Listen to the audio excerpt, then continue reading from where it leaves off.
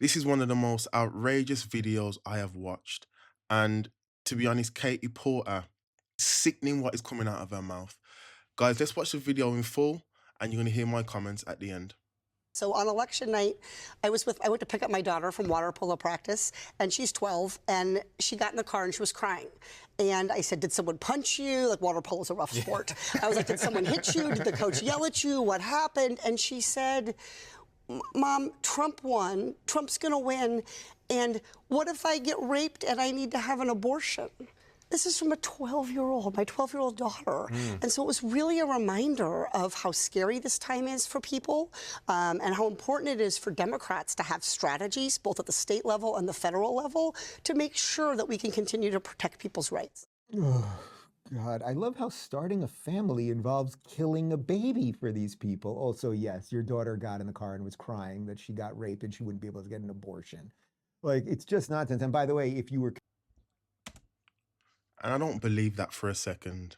My 12-year-old daughter got in the car, started crying about how if she gets raped, she can't have an abortion under Donald Trump. Like, this type of rhetoric is actually vile. You were concerned about your daughter being raped or whatever, you might want to be a little harder on crime and illegal immigration in California. She sort of looks like Mrs. Trunchbull from Matilda, doesn't she? That woman freaked me out. Somehow I saw that in the theater. What year did that come out? I think maybe I was a camp counselor or something. And it was a rainy day and we had to take the kids 96. To the 96. So I was 19. Yeah, I was a summer camp counselor and it was a rainy day. We took the kids to see Matilda. It's pretty good. It still stands the test of time.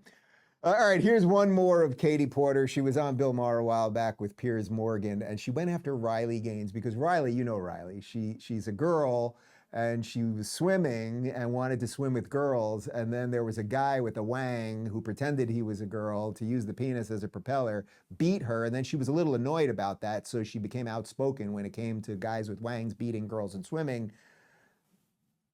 We should be able to have a civil debate. Nobody, including Riley Gaines, who I disagree with strongly, should feel What do you disagree with, out of interest? I think that it should be up to sporting bodies to make the decisions about who and how should compete. What has she said that's actually wrong? I think that what she has done is try to turn this. We talked about people, using things to kind of get likes and get clicks. That's not what she's doing. It's not? I've got no truck for Riley Gaines personally, but all I've seen her do is stand up for women's rights to fairness and equality. But she actually competed against Leah Thomas, and it was obviously unfair. Leah Thomas won one of the races in the NCAA championships by 50 seconds against a bunch of biological females who simply couldn't keep up. That cannot be right. It cannot be fair. That is something that I think our sporting bodies should be dealing with. And by the way, Riley is speaking up for herself, and that is her prerogative, and I respect her free speech. I think she's speaking up for pretty much every female athlete in the world. I think logic just doesn't apply to the left. I think every time we talk about gender and gender equality, we have this absolute nonsense which is spewing out of their mouth. Katie Porter thinks it's okay for male and females to compete against each other, with males having a physical advantage. 50 seconds in swimming is ridiculous.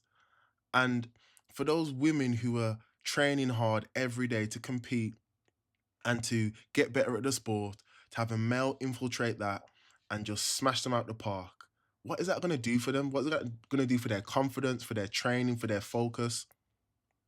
It doesn't make any sense. The Bible says that we were made male and female, and that those are the only two distinctions. And physically, we have physical different parts which define us. We cannot define things based on how we feel.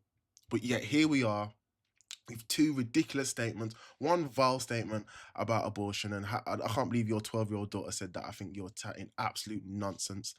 And then we have some more ridiculous statements about how it's okay for male and female to mix in sports, have super unfair advantages. And in some cases, especially in sporting, where women, I think one of the women in boxing had their skull fractured, or I believe it could have been MMA. no logic. Let's just keep going by our feelings and doing what we want and letting ourselves implode as a nation, as a culture, and as a people. Guys, again, please like, subscribe, and I want to hear your thoughts from